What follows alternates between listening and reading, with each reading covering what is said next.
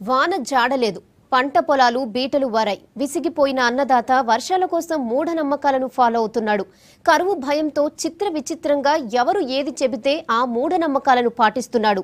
కరువును తట్టుకోలేని దీన స్థితిలో పడి మూఢనమ్మకాలను ఫాలో అవుతున్న కర్నూలు అన్నదాతలపై వి6 స్పెషల్ స్టోరీ.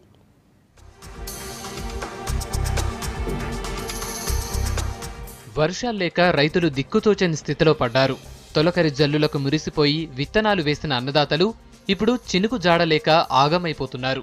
గత్యంతరం లేక రెండోసారి విత్తనాలు వేసేందుకు రెడీ అయినా వర్షాల్లేవు. దీంతో కర్నూలు జిల్లాలోని కొన్ని గ్రామాల రైతులు వింత ఆచారాలు, మూఢనమ్మకాలను ఫాలో అవుతున్నారు. ఇళ్లల్లోని రోళ్లు, పొరకలు, పాత చాటల్ని పక్క ఊరి పొలిమేరల్లో పారవేస్తున్నారు. ఇలా చేయటం వల్ల వర్షం వస్తుందంటున్నారు జనం.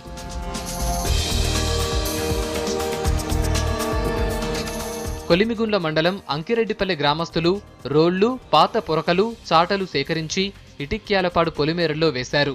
ఇటిక్యాలపాడు గ్రామస్తులు కూడా ఇదే ఫాలో అయ్యారు. తమ గ్రామంలోని రోళ్లు, పాత చాటలు, గంపలు, పొరకల్ని తీసుకొచ్చి పక్కనే ఉన్న కలటాల ఊరి పొలిమేరల్లో వేశారు. కలటాల గ్రామస్తులు నందిపాడు గ్రామ పొలిమేరల్లో వేశారు. ఇలా ఒకరిని చూసి మరొకరు వింత ఆచారాన్ని పాటిస్తున్నారు. వర్షాలు పడలేదని చెప్పి ఇటిక్యాల గ్రామం వరకు రోళ్లను, పొరకలు, పాత గంపలు అన్నీ తీసుకొచ్చి ఇటిక్యాల పొలిమేరలో అంకిరెడ్డిపల్లె గ్రామస్తులందరూ కలిసి, గ్రామ పెద్దలందరూ కలిసి ట్రాక్టర్లో తీసుకొచ్చి విసిరేశారు.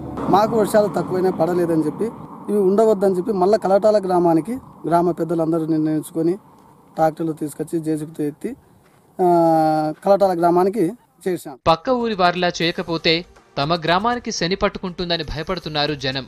ఒక గ్రామం నుంచి మరో గ్రామానికి పాత చీపుర్లు, చాటలు, గంపలు సాగనంపుతున్నారు. ఇలా చివరికి ఎక్కడో ఒక చోట రోడ్డు పక్కన గుంతలు, చెరువుల్లో ఈ చాటలు, చీపుర్లు, పొరకల్ని పాతి పెడుతున్నారు. ఇలా చేస్తే వర్షం పడుతుందని నమ్ముతున్నారు. ఇది ఇక్కడ వేస్తే మాకు వర్షం పడదు. ఈ వర్షం పడడం వల్ల కరుబండ మేము దీన్ని పూజ వరకు చేసుకుని వేరే పల్లెకి వేయాలి సార్. వేరే పల్లెకి వేసినాక అక్కడ నుంచి మళ్ళీ వేరే పల్లెకి పోతే ఈ మా పల్లె నుంచి దాటిపోతే ఇక్కడ వర్షం పడుతుంది మాకు నమ్మకం సార్. కానీ నాకు ఇది రెండోసారి సార్ గుర్తు. ఇంతకుముందు ఒకసారి గుర్తు ఉంది సార్ ఇది జరిగిన విషయం. కానీ వాస్తవంగా ఇది 100 ఏళ్ల కిందట మా అవ్వ, మా తాత ఉన్నారు సార్. ఇప్పుడు కూడా వాళ్ళు కూడా చెప్తున్నారు ఇప్పుడు ఎప్పటికీ ఇది జరుగుతుందంట సార్. వాస్తవంగా ఈ ఆచారం తరతరాల నుంచి వస్తోందని చెబుతున్నారు స్థానిక గ్రామాల ప్రజలు.